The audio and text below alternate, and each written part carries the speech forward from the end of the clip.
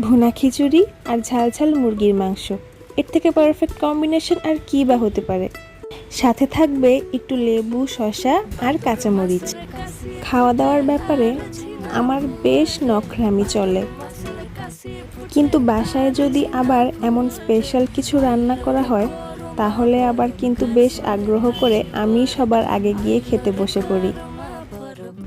এই যেমন আজকে আম্মু ভুনা খিচুড়ি আর ঝাল ঝাল করে মুরগির মাংস রান্না করেছে।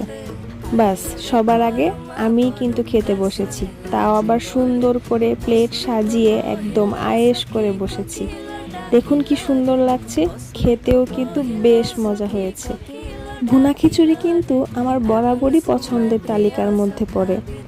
জলপাই কিংবা তেঁতুলের আচার দিয়েও কিন্তু খিচুড়ি খেতে বেশ ভালো লাগে। খিচুড়ি খেতে খেতে আজ এখানেই বিদায় নিলাম। আল্লাহ হাফেজ।